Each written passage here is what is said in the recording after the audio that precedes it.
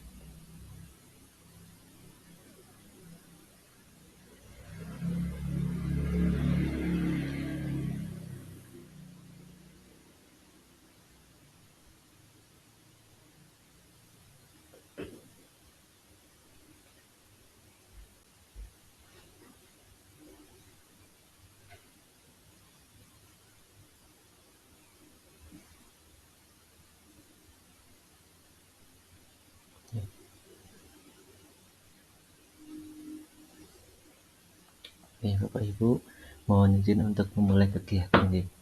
Sebelumnya selamat malam Sugeng Dalu untuk Bapak Ibu. Pada kesempatan kali ini saya ingin memaparkan beberapa hal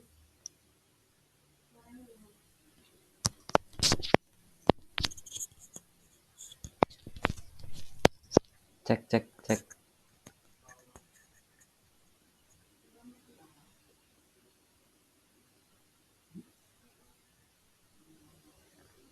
cek cek suaranya nyambung beran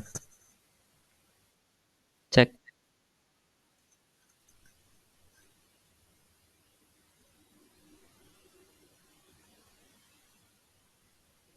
cek cek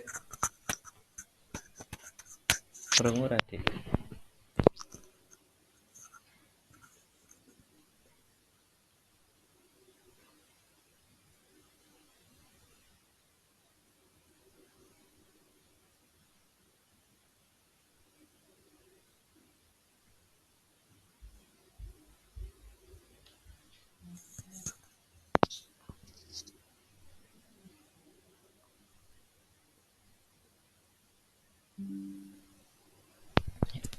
Nih, Bapak Ibu, mohon izin untuk memulai kegiatan. Sebelumnya, Assalamualaikum warahmatullahi wabarakatuh.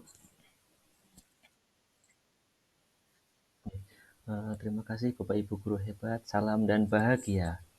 Ibu Bapak Guru, kali ini saya ingin memaparkan aksi nyata pada modul 1.4 mengenai budaya positif yang kami peroleh dari kegiatan guru penggerak. Nah, saya Nur Rohim, berikut akan saya paparkan apa yang akan menjadi bahasan kita pada malam hari ini. Yang pertama, mengenai budaya positif ini didasari pada pemikiran Ki Hajar Dewantara. Mengapa demikian? Ki Hajar Dewantara itu mengutarakan bahwa anak itu diibaratkan sebuah bibit tanaman. Sehingga ketika kita sudah berada di sekolah, maka kita harus bisa memupuk anak-anak sehingga tumbuh besar dan menjadi hebat. Kemudian yang kedua, sekolah itu merupakan tempat persemaian benih baik. Sehingga bagaimana caranya bibit yang tadi ditanam itu kita berikan pupuk, kita berikan olahan, kita gula mentah ibaratnya untuk menjadi sesuatu yang luar biasa. Nah, di sekolah sendiri tentu ada seorang pendidik yang mana menurut KHD sendiri pendidik itu diibaratkan sebagai petani.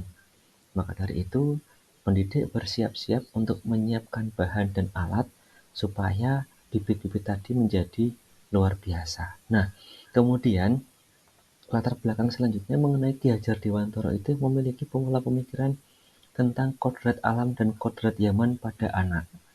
Yang terakhir adalah mewujudkan pendidikan yang well-being, yaitu yang menyenangkan dan membahagiakan. Kemudian tujuannya apa sih kita belajar mengenai hal ini, budaya positif? Yang pertama adalah menumbuh kembangkan budaya positif di sekolah dengan meyakini nilai-nilai kebajikan universal yang bermuara pada terlahirnya profil pelajar Pancasila, yaitu pemuda Indonesia.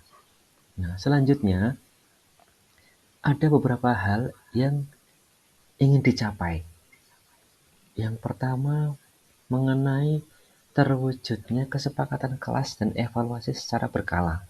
Nah, di kelas itu kita akan meningkatkan adat budaya yang ada dengan kesepakatan kelas yang nantinya akan diubah menjadi sebuah keyakinan kelas untuk diri pribadi setiap anak. Kemudian, Bapak Ibu guru pendidik itu menempatkan diri pada posisi kontrol yang tepat dan berkelanjutan. Posisi kontrol di sini ini akan menjadi beberapa hal, dibagi menjadi beberapa hal karena nanti pendidik juga dapat menjadi teman, dapat menjadi penghukum, dan dapat menjadi manajerial. Nah, kemudian penerapan segitiga restitusi dalam menangani kegiatan anak. Jika ada yang anaknya bermasalah, maka nanti kita akan meningkatkan dengan segitiga restitusi. Yang terakhir mengenai kolaborasi seluruh warga sekolah. Di antaranya ada ibu kepala sekolah, ada bapak kepala sekolah, bapak ibu guru, kemudian staf karyawan tata usaha, dan juga wali atau orang tua dari murid sendiri. Nah, baik.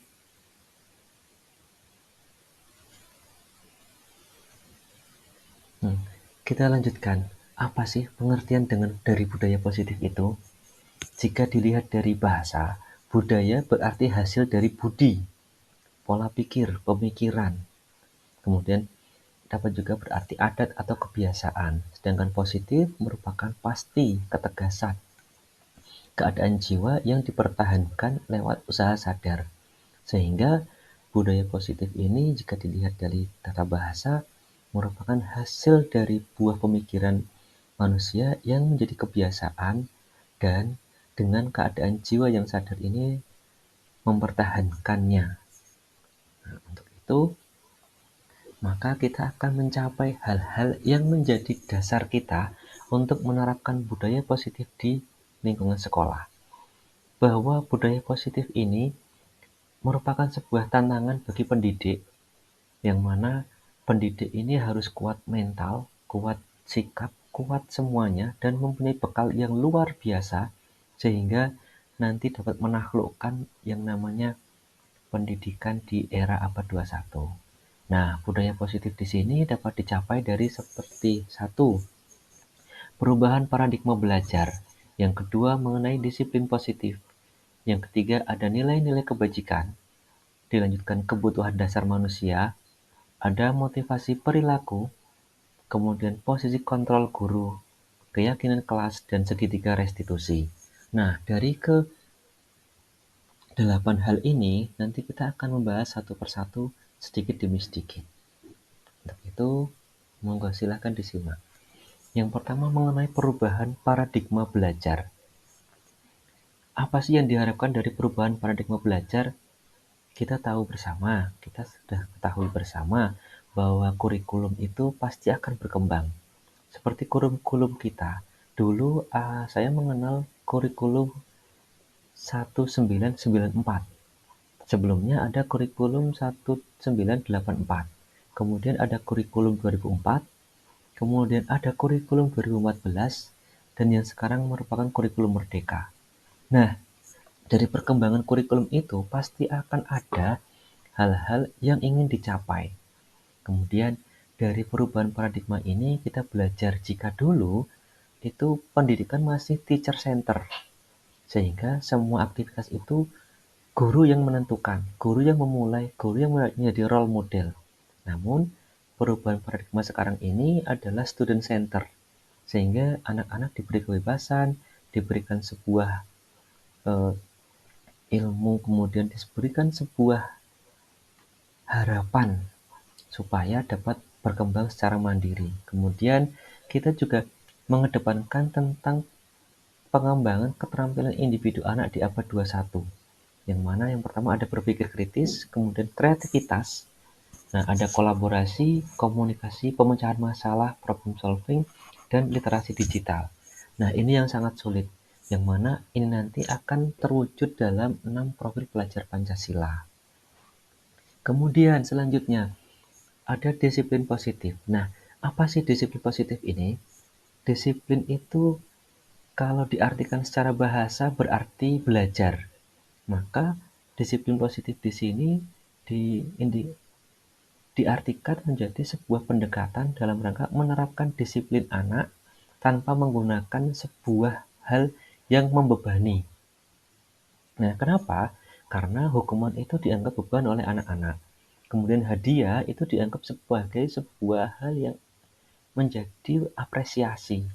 Maka harapannya kita itu melakukan disiplin positif untuk menghilangkan unsur-unsur tersebut. Harapannya tentu tidak lain dan tidak bukan adalah mencegah adanya tindak kekerasan, baik itu verbal maupun fisik. Kemudian selanjutnya ada sebuah nilai-nilai kebajikan.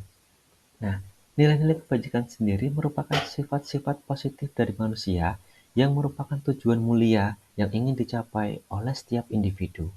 Nah, nilai-nilai itu pasti akan ada dalam jiwa dan sanubari dari anak-anak atau murid-murid kita. Apa saja nilai-nilai itu? Banyak sekali.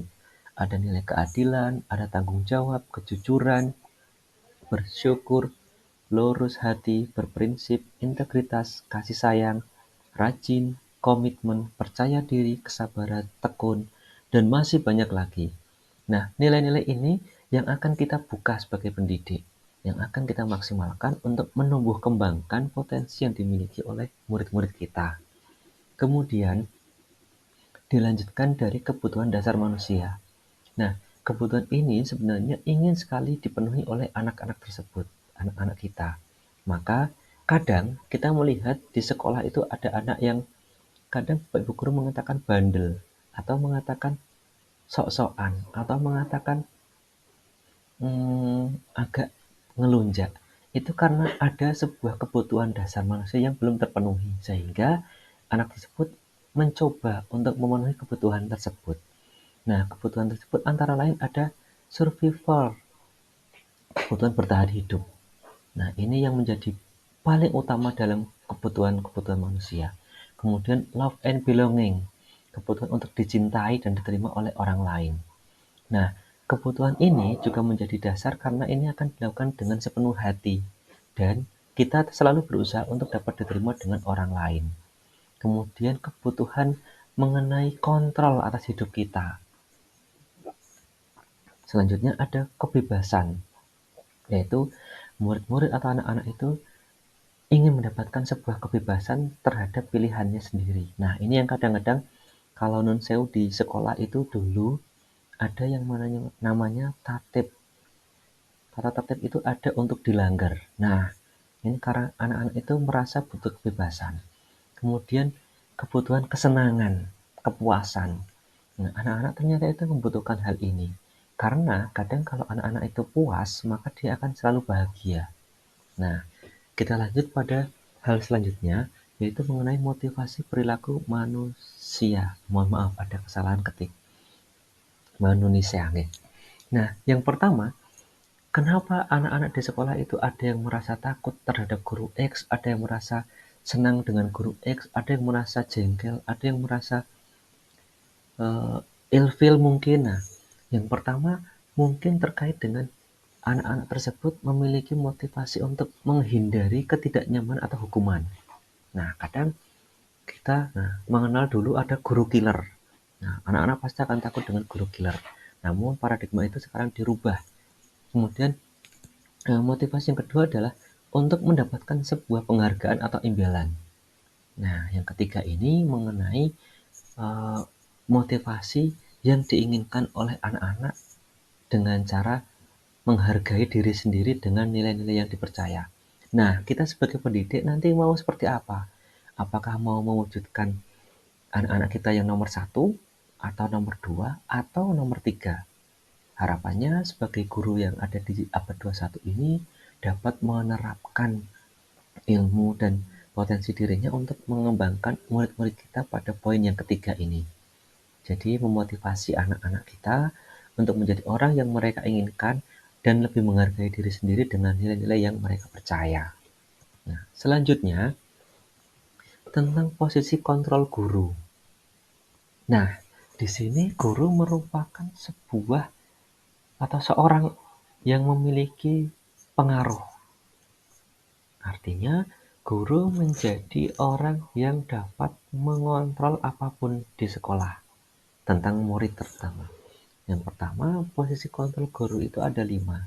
Satu, menghukum. Kemudian 2, pembuat rasa bersalah. Yang ketiga, teman. Yang keempat, pemantau. Yang kelima, manajer. Nah, sebagai penghukum, posisi kontrol guru ini pasti didasari oleh sebuah hal yang menjadi kesalahan atau ada unsur salahnya. Kemudian pembuat rasa bersalah itu seorang guru akan memberikan sebuah pernyataan sehingga akan membuat murid-murid tersebut menjadi merasa atau menggunakan perasaannya. Kemudian yang ketiga mengenai teman. Posisi guru sebagai teman ini dapat dijadikan sebagai teman untuk curhat, untuk mendengarkan keluh kesah dari anak-anak kita, terlebih ini dapat menjadi sarana yang paling nyaman untuk bertukar pikiran atau sharing-sharing dengan anak-anak. Nah, menjadi pemantau, kita tahu persis bahwa kontrol guru ini sebagai pemantau menjadi hal yang vital untuk mengetahui gerak-gerik, untuk mengetahui potensi anak-anak kita, untuk mengetahui daya kekuatan dari anak-anak kita dalam menggapai asa. Yang terakhir, manajer sebagai pembuat rencana. Nah, di sini seorang guru harus dapat memanage atau membuat anak-anak kita itu memperoleh apa yang diinginkan dan dibutuhkan, sehingga semuanya dapat tercover dengan baik dan dengan aman. Nah, yang terakhir mengenai tentang keyakinan kelas. Sebenarnya, seperti apa sih keyakinan kelas itu? Keyakinan kelas itu merupakan metode untuk menimbulkan kembali disiplin positif yang didasari oleh motivasi dari dalam diri anak. Nah, di sini implementasi keyakinan kelas dilatar belakangi bahwa ditemukannya beberapa murid yang masih diingatkan untuk melakukan tindakan kebaikan atau kedisiplinan. Kita pasti tahu, dengan adanya aturan atau peraturan di sekolah sendiri, itu pasti akan banyak yang melanggar. Contohnya, ketika ada piket kelas, dahulu itu banyak sekali teman-teman yang tidak melakukan piket. Nah, mereka beralibi sudah ada yang piket, kelasnya masih bersih dan sebagainya. Di akhirnya nanti akan piket di akhir pembelajaran. Tahu-tahu dia sudah pulang. Nah, keyakinan kelas ini mendasari pada nilai keikhlasan, sehingga menumbuhkan motivasi dari dalam diri dari anak-anak kita. Motivasi dalam diri itu adalah motivasi yang paling penting dan paling luar biasa. Karena dari semua motivasi, motivasi dari luar itu tidak akan mampu mengimbangi motivasi dari dalam diri anak. Sehingga peran guru di sini sangat vital untuk membuat anak nyaman, membuat anak menjadi betah, dan membuat anak itu dapat mengenali potensi dirinya serta dapat memotivasi atau menumbuh kembangkan motivasi dari dalam diri. Ibarat kata, ketika kita memasak, maka kita harus menyiapkan bumbu-bumbu selengkap mungkin, sehingga masakan kita nanti ketika disajikan itu akan terasa sangat istimewa. Nah, keyakinan kelas sendiri itu seperti apa? Bagaimana sih cara menentukan keyakinan kelas? Nah, keyakinan kelas ini terbentuk dari tata tertib, adat, atau aturan yang berlaku di sekolah. Kita sudah tahu pasti bahwa setiap sekolah itu pasti memiliki adat istiadat yang berbeda. Maka ada beberapa hal aturan-aturan yang berlaku dan diterapkan di sekolah. Dan itu tentu akan berbeda antara sekolah yang satu dengan yang lain. Hal tersebutlah yang nantinya akan dibuat menjadi sebuah keyakinan kelas. Dan mungkin dimungkinkan juga ketika anak-anak sudah memiliki keyakinan kelas, maka tata tertib atau aturan itu dapat ditaruh di sebelah keyakinan kelas. Sehingga ketika ada keyakinan kelas yang belum tercover, maka kita bisa melihat lagi tentang tata tertib yang ada di sekolah. Sehingga antara tata tertib di sekolah, kemudian kesepakatan kelas, dan keyakinan kelas itu sinkron. Jadi tidak kemudian keyakinan kelas itu hadir hanya untuk kelas tersebut dan menjiwai anak-anak di kelas tersebut sampai di sekolah, tetapi adalah aturan yang mengilhami, yang menciptakan kesepakatan kelas, dan nanti turun menjadi sebuah keyakinan kelas yang akan dilaksanakan oleh anak-anak yang ada pada kelas tersebut. Nah, selain itu, keyakinan kelas ini memang hanya akan diterapkan di setiap kelasnya, sehingga mungkin dapat dimungkinkan keyakinan kelas antar kelas yang satu dengan yang lain itu berbeda. Hanya garis besarnya jika ditarik kesimpulan itu tetap sama, mengacu pada tata tertib yang sudah ada atau adat istiadat yang berlaku di sekolah tersebut. Sehingga kadang ada yang ketika keyakinan kelas sudah terbentuk dan sudah berjalan, maka tata tertib tersebut ditaruh di luar kelas. Hal itu terjadi ketika keyakinan kelas itu sudah menjadi sebuah kesadaran dan keikhlasan bagi murid-murid. Tetapi jika keyakinan kelas itu belum terlaksana dengan baik, bahkan sebelum sampai keyakinan itu ada kesepakatan kelas yang tidak berjalan semestinya, maka aturan atau tata tertib itu seyogianya dapat ditaruh di dalam kelas sebagai bahan pertimbangan untuk menentukan langkah dan untuk merevisi secara berkala tentang keyakinan kelas. Selanjutnya, ada mengenai segitiga restitusi. Nah, ini adalah hal yang baru bagi saya, sehingga ketika saya menerapkan itu awal-awalnya sangat kesulitan. Beruntung saya memiliki seorang pengajar praktik dan fasilitator, serta teman-teman yang mampu menginspirasi dan mampu memberikan sebuah pemahaman kepada saya. Nah, segitiga restitusi itu seperti apa dan apa sih segitiga restitusi? Segitiga restitusi itu sebuah proses menciptakan kondisi bagi peserta didik untuk memperbaiki kesalahan mereka, sehingga mereka bisa kembali pada kelompok mereka dengan karakter yang lebih kuat. Pada intinya, segitiga restitusi adalah cara baru dalam menangani anak ketika dia memiliki sebuah masalah. Nah, ketika ada sebuah anak yang memiliki masalah, katakanlah dia melakukan sebuah pelanggaran, maka hal pertama yang kita lakukan adalah menstabilkan identitas dari anak tersebut, dari murid kita. Nah, yang pertama mengenai menstabilkan identitas. Pada tahap menstabilkan identitas ini, yang pertama kita memberikan pemahaman bahwa banyak sekali hal-hal atau anak-anak yang melakukan kesalahan. Setiap anak pasti pernah melakukan kesalahan. Dan kita harus meyakinkan, harus menjaga emosi anak tersebut dan memberikan pemahaman bahwa Mungkin dengan kata-kata, "Kamu bukan salah satunya anak yang pernah melakukan hal ini, sehingga tidak masalah, tidak apa-apa." Nah, kemudian setelah menstabilkan identitas dari anak tersebut, maka kita akan membuat sebuah validasi kebutuhan. Nah, validasi ini merupakan validasi kesalahan yang telah dibuat oleh anak tersebut. Misalnya, anak tersebut tidak memakai sepatu yang semestinya. Maka kita harus memberikan pemahaman dengan bertanya. Satu, kamu pasti punya alasan mengapa kamu memakai sepatu yang tidak semestinya. Nah, dari sana kita akan mendapat sebuah jawaban.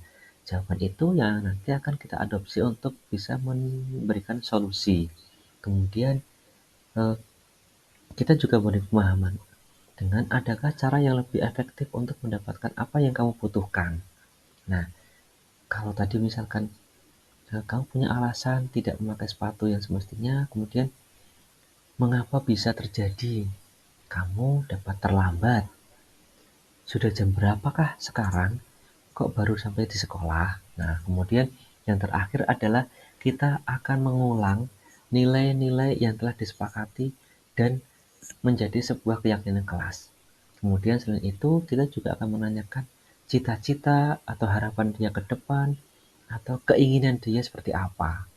Nah, nanti dengan penanyaan nilai-nilai apa yang telah disepakati di kelas, kemudian kamu ingin jadi orang seperti apa sih ke depannya. Nah, seperti itu. Kemudian dari sana, maka kita akan membuat sebuah solusi yang tanpa membuat menyudutkan anak juga.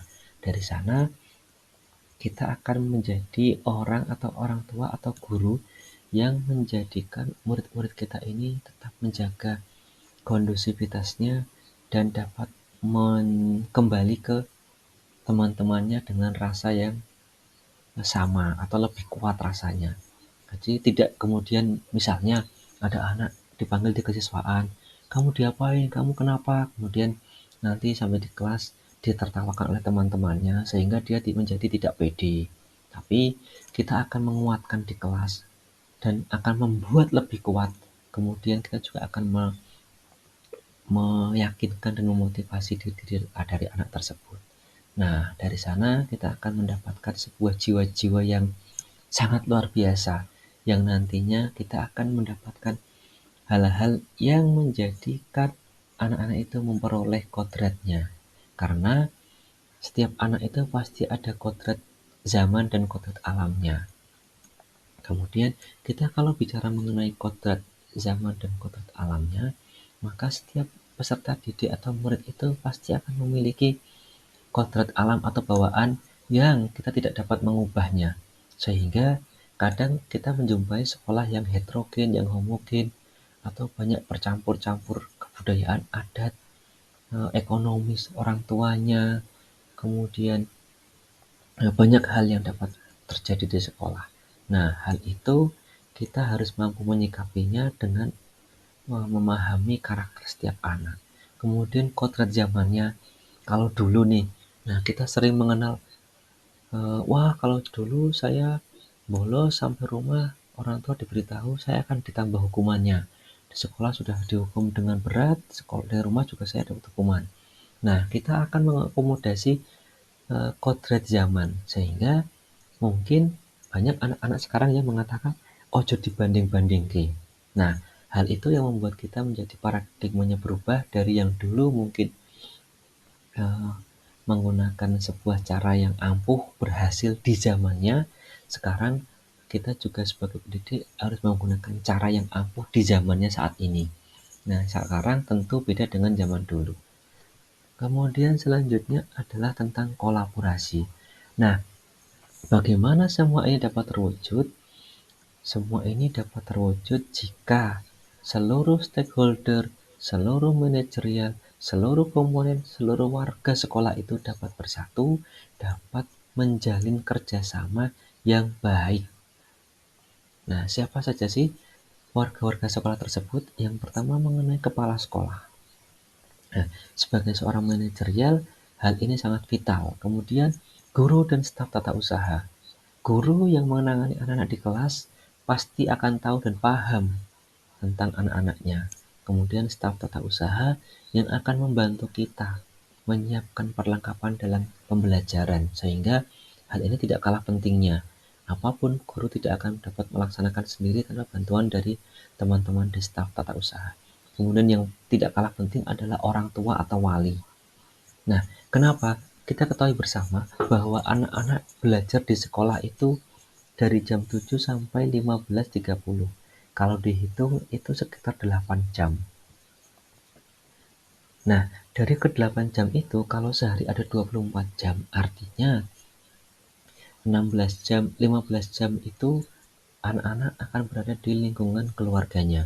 Maka orang tua sangat berperan penting terhadap anak-anaknya yang nantinya kita dapat menjadikan sebagai sarana untuk saling komunikasi, menjalin silaturahim, kemudian kita dapat mengetahui sejauh mana anak-anak kita berkembang, kemudian memantapkan potensinya, dan sejauh mana anak-anak sudah mengimplementasikan cita-citanya di sekolah.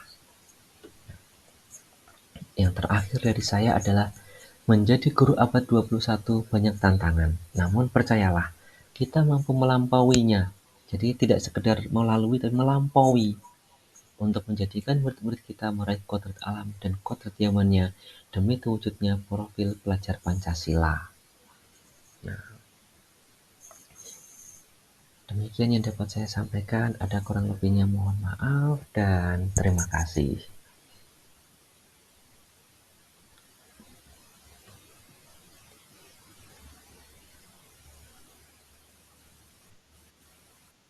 Jadi Bapak Ibu, mungkin ada pertanyaan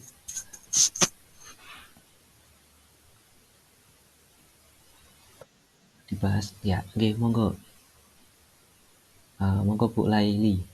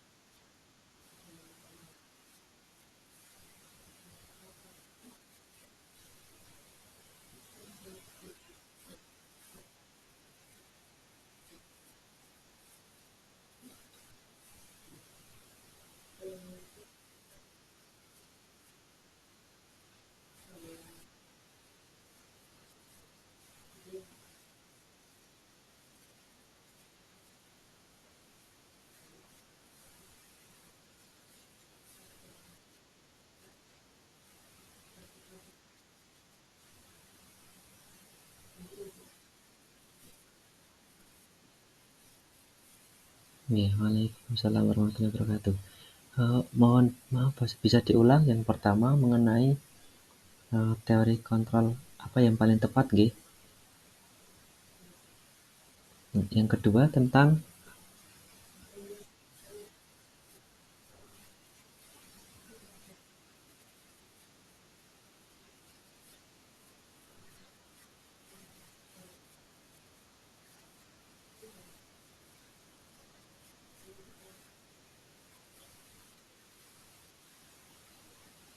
nggih, baik.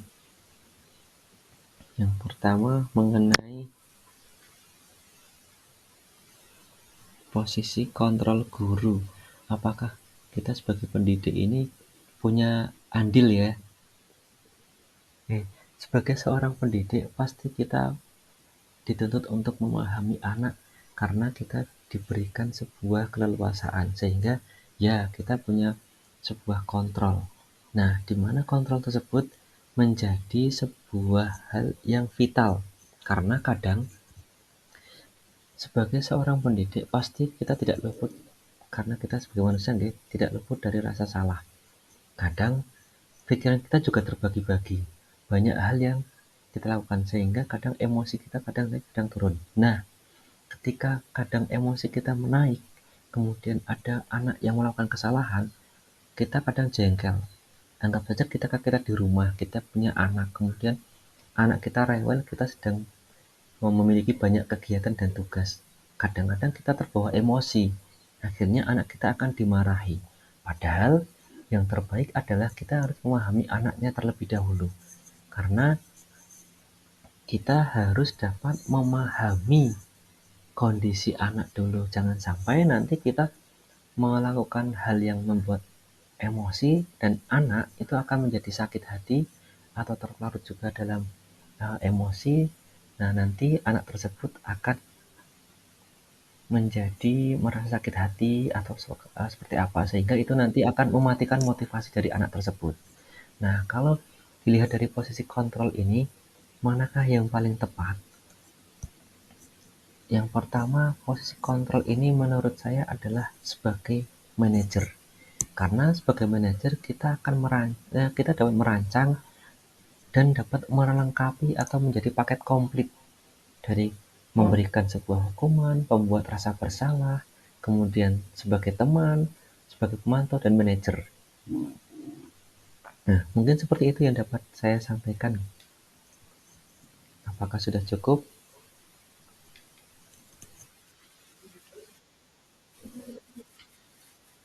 Oke, monggo monggo monggo.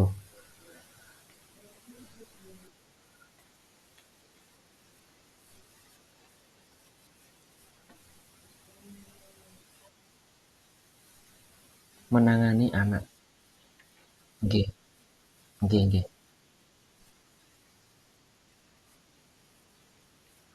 Benar.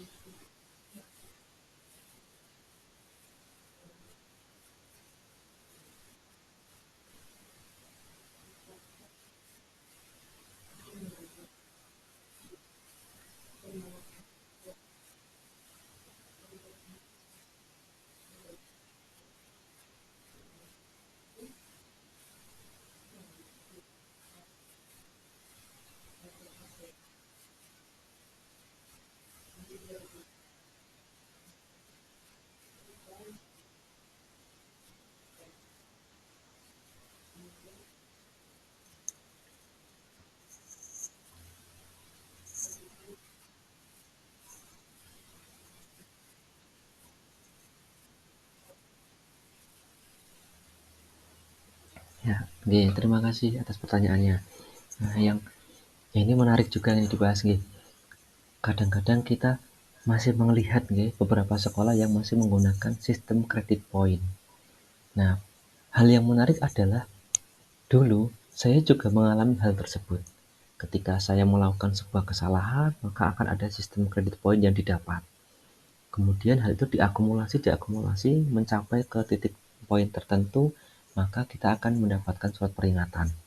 Surat peringatan 1, 2, sampai yang terakhir adalah kita mendapatkan surat yang isinya adalah sekolah mengeluarkan kita. Nah, hal tersebut menjadi sebuah perhatian khusus. Kemudian, hal tersebut jika kita lihat dari pemikiran Ki Hajar Dewantara yang membuat anak itu menjadi well-being, kemudian memerdekakan anak, bahkan saat ini ada tuntutan frasa yang mengatakan bahwa kita harus menghamba pada anak. Nah, saya rasa ketika ada kredit poin lagi di saat seperti ini, maka itu sudah tidak sesuai dengan kodrat zaman di anak. Karena dulu itu kita nggak punya gadget, maka sekolah itu pakai kertas, menulis, mencatat. Sekarang itu banyak gadget, anak-anak tuh jarang sekali yang mencatat, maka kadang difoto, kadang minta PowerPoint, screenshot, dan sudah selesai. Nah, artinya sistem kredit poin untuk saat ini sebagai bahan menerapkan diskusi untuk membuat anak itu menjadi jerah atau efek jerah itu sudah tidak relevan dengan zamannya. Kemudian mengenai tanggapan saya terhadap apakah hal tersebut dapat mengatasi anak yang bermasalah? Kita ketahui bersama bahwa dalam sistemnya Ki Hajar Dewantara itu mengungkapkan bahwa kita harus menggunakan segitiga restitusi. Artinya, kita harus menanya baik-baik, menguatkan mentalnya, tidak ngejudge atau menghukum anak. Kemudian setelah itu kita mengajak baik-baik, kemudian mengingatkan dia punya sebuah cita-cita, dia punya sebuah harapan. Bagaimana cara mewujudkan harapannya? Yuk kita bangun, kita bersamai anak tersebut, sehingga itu juga menjadi sebuah program pemerintah tentang angka putus sekolah. Nah, tidak ada anak yang putus sekolah. Jadi, kita akan mencapai kemerdekaan pada anak. Ketika anak sudah merdeka, sudah nyaman dengan apa yang didapat, maka kemerdekaan pembelajaran juga akan dirasakan olehnya, dan terakhir dia akan memiliki atau menjadi anak yang dapat mewujudkan profil pelajar Pancasila. Nah, begitu. Apakah sudah cukup, deh?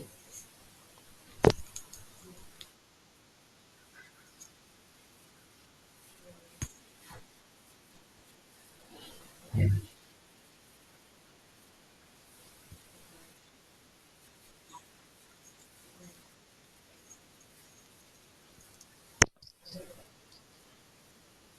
ya benar sekali, Gege. Benar-benar.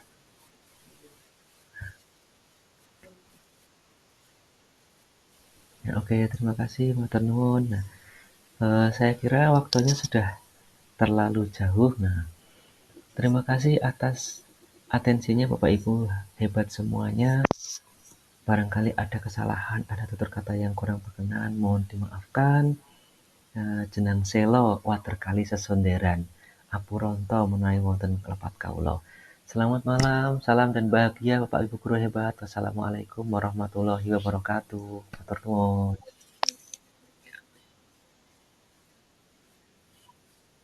Nggih, matur nuwun sanget.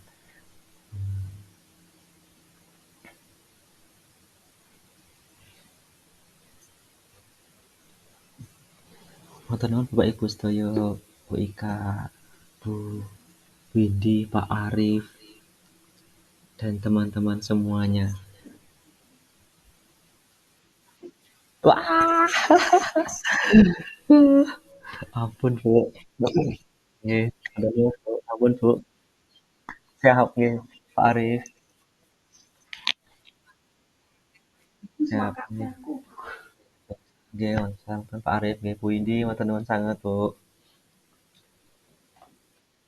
Nggih, matur nuwun Pak Arif nggih.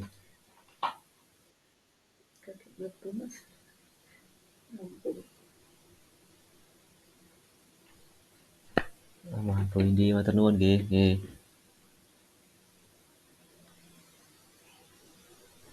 Masuk dulu. 3,5 jam, Mas.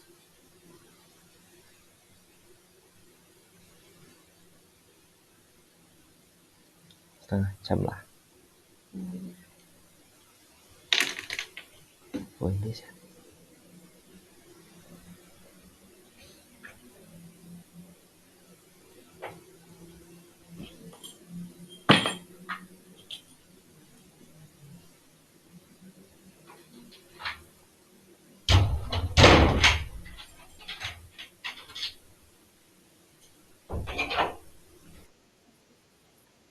Siap nggih.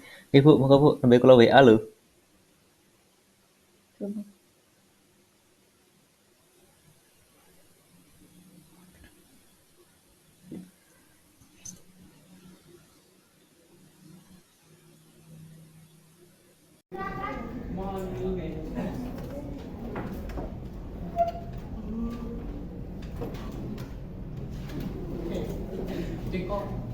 Ya semua kayak biasanya kayak lho.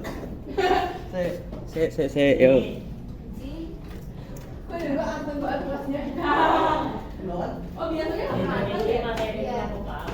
ini. Hari ini sinten menika Mbak Mas badhe sinau Mbak yang berpasang-pasangan. Salah kalian lo ya, salah Jawa lo ya. Kalau kalian pakai mawon. Nah, saderengipun kula pengen ngertos ini sampun nate diparingi ngertos babagan kesepakatan kelas. Bener? kesepakatan kelas berikut. Diskusi. Terus musyawarah, terus voting. Bisa. Diskusi. Terus setelah niku nopo? Pekerjaan Terus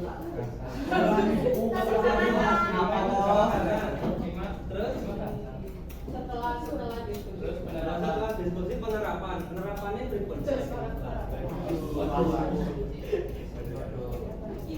Sing rada piye? Ngertos boten? Ya, keyakinan kelas, kesepakatan kelas itu diambil dari ada norma, aturan yang ada di sekolah kita. Tahu nggih? Tahu. Paham nggih? Ya, tadi ini misal Mbak Mas wonten aturan menggunakan seragam. Poin nomor 1, cara berpakaian. Atas hari Senin dan Selasa, pakaian OSIS lengkap dengan bed OSIS, bed merah putih, dasi, lokasi SMA 1 Purwokerto dan memakai kaos dalam berwarna putih.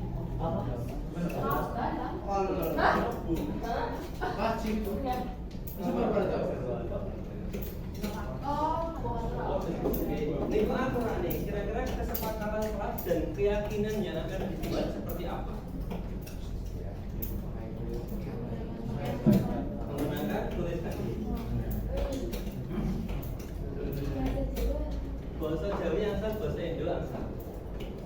Itu 1, ya. Terus nomor kali. Poin nomor kali. Potongan rambut.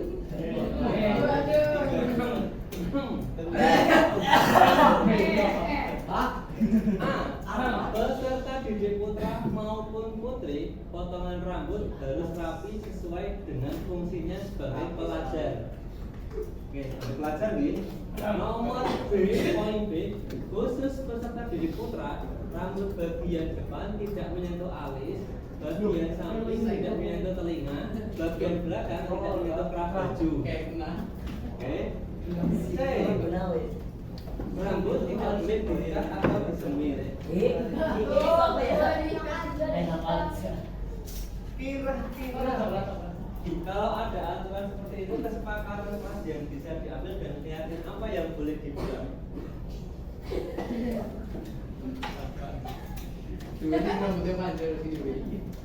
Oh enggak. Artis kita. Mirip sama yang kemarin ya?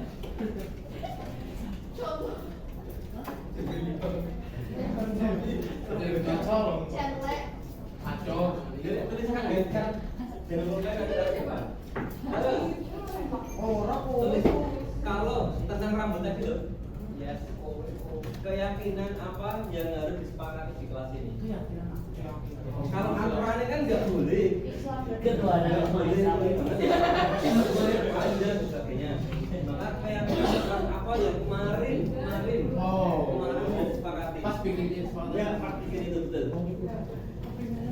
Nomor 3. Ada aturan mengenai aksesoris putra.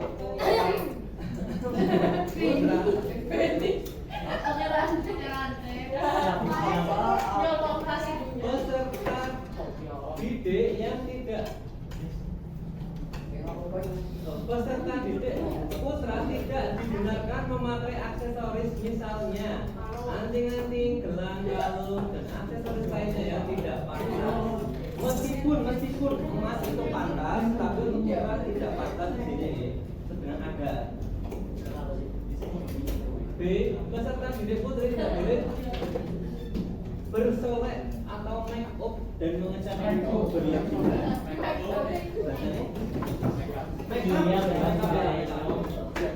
Dan mengecat kuku. Yang ketiga, peserta didik putri tidak dibenarkan memakai aksesoris berlebihan. Kesepakatan yang kemarin dibuat seperti apa?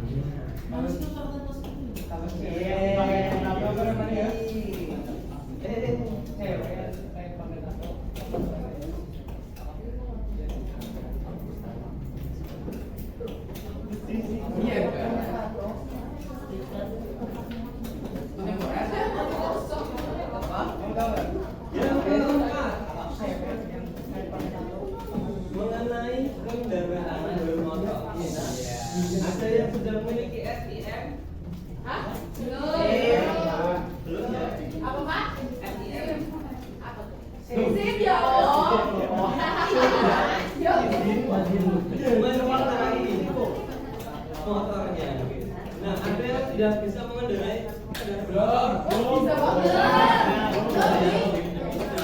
ya? Ada yang bisa, ada yang belum. Jadi yang jelas belum memiliki SIM. Ya. Oke. Terkait dengan hal itu, di tata tertib sudah ada peserta didik yang tidak memiliki SIM tidak diperbolehkan menggunakan kendaraan bermotor ke sekolah. B. Peserta didik tidak boleh membawa kendaraan roda 4 atau mobil ke sekolah. C. Semua kendaraan peserta didik harus diparkirkan di tempat yang telah ditentukan sekolah, baik pagi maupun siang hari, mau pagi, siang maupun sore hari, dan dikunci. D. Peserta didik yang membawa sepeda motor dianjurkan menaati peraturan undang-undang lalu lintas yang berlaku. E. Semua helm harus ditempatkan pada kendaraan dalam keadaan terkunci atau dibawa masuk ke ruang kelas. Dan F. Peserta didik tidak diperbolehkan menggunakan kendaraan yang menimbulkan suara bising di lingkungan sekolah. Motor SIM. Terkait dengan aturan seperti ini, kesepakatan kelas yang kemarin sudah ada seperti apa? Iya, ini orang ketiga.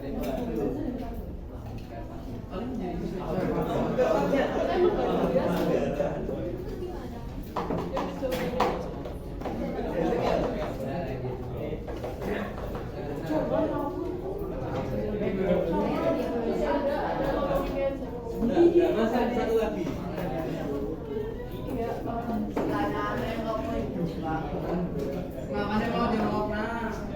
Yang pertama awal tadi terkait dengan cara berpakaian.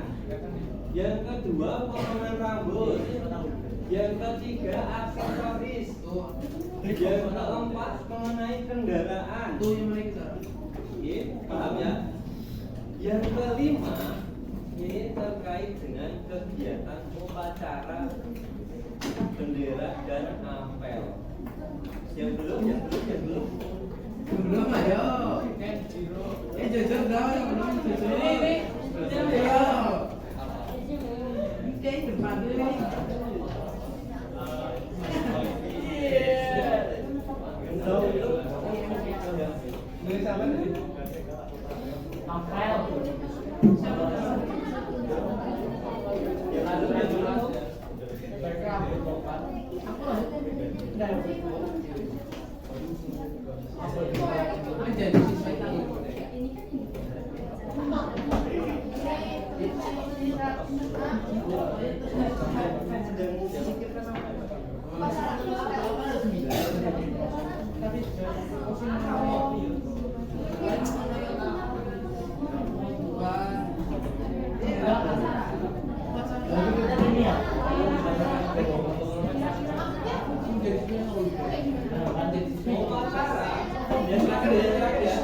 Upacara itu harapannya dapat berlangsung dengan hikmah. Harapannya dari sekolah karena mengapa? Pertama, upacara itu wujud sebagai bela bangsa kita sebagai pelajar. Yang kedua, menumbuhkan rasa cinta tanah air.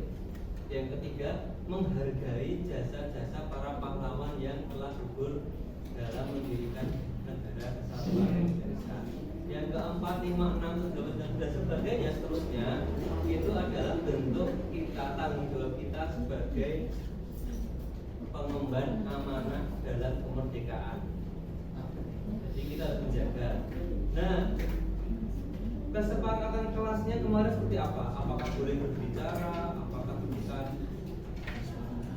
ketika amanah upacara, nah itu boleh sambil ngobrol dengan temannya, atau mainan HP, atau membaca novel, atau belajar dengan ulangan, atau ngegosip tentang doi, tentang dio, dan sebagainya. Ya, 3 menit ya.